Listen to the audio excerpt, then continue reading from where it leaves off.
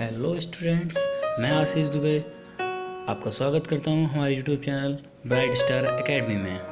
आज हम जानेंगे कुछ टॉपिक्स के बारे में जो कि इस प्रकार हैं। Number first, units of charge. Number second, relative permittivity. Number third, continuous charge distribution. चलिए देखते हैं। ऐसा ही सिस्टम में जो चार्ज की यूनिट होती है वो होती है कूलाम। ठीक है, तो 1 coulomb of charge is that charge which when placed at rest in vacuum at a distance of 1 metre from an equal and similar stationary charge repels it and it repelled by it with a force of 9 × 10⁹ Newton. मतलब जब कोई दो stationery charge repel किए जाते हैं 9 × 10⁹ Newton के force से vacuum में, तो जो चार्ज जनरेट होता है वह 1 कूलाम होता है। दो चार्ज के बीच की जो डिस्टेंस होती है वो 1 मीटर होती है।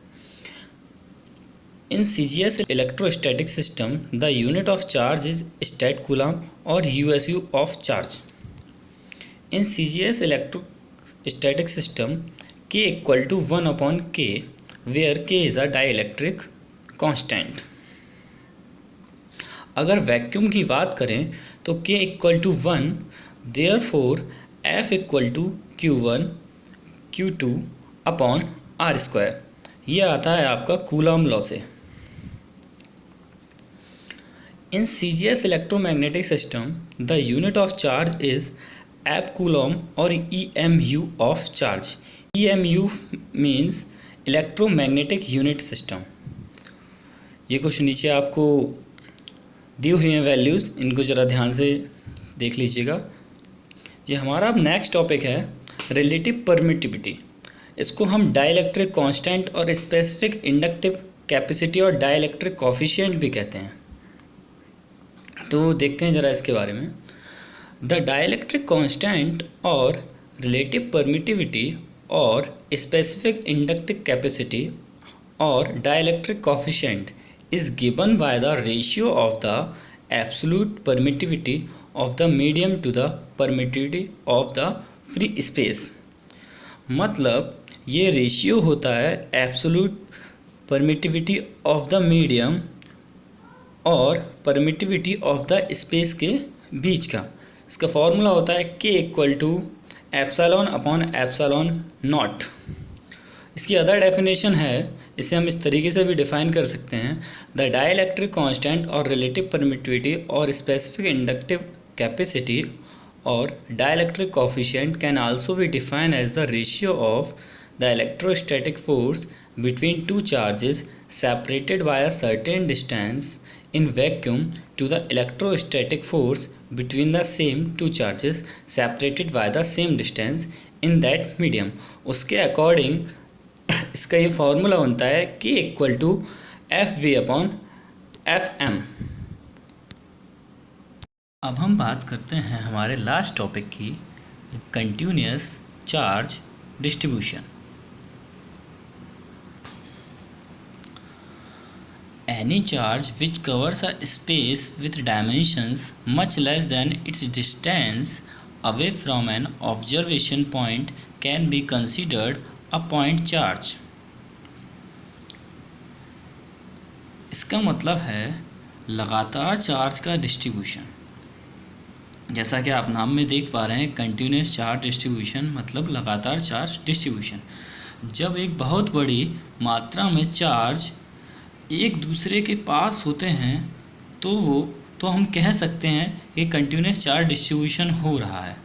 A system of closely space charge is said to be a continuous charge distribution. It is useful to consider the density of a charge distribution as we do for density of solid, liquid, gas etc। इसे और आसानी से समझने के लिए चलिए कुछ term को समझते हैं जो कि इस प्रकार है। Number first, linear charge distribution or density।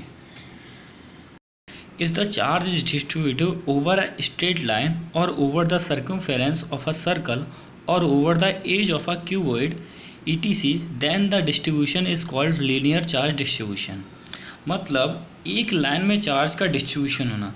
जब कोई चार्ज सिर्फ एक ही लाइन मीन्स सीधी लाइन में ट्रैवल करे तो हम कह सकते हैं कि लीनियर चार्ज डिस्ट्रीब्यूशन हो रहा है। इसका फॉर्मूला कुछ इस तरीके से है।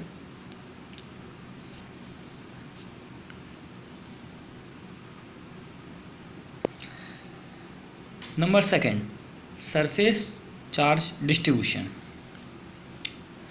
If the charge is distributed over a surface area, then the distribution is called surface charge distribution. Surface charge distribution is the charge per unit area. Its SI unit is coulomb upon meter square. मतलब surface charge distribution जब charge किसी एक surface में travel करे तो हम कह सकते हैं कि सरफेस चार्ज डिस्ट्रीब्यूशन हो रहा है।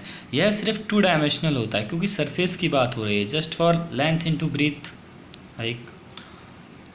ओके, इसके फॉर्मूलाज कुछ इस तरीके से हैं।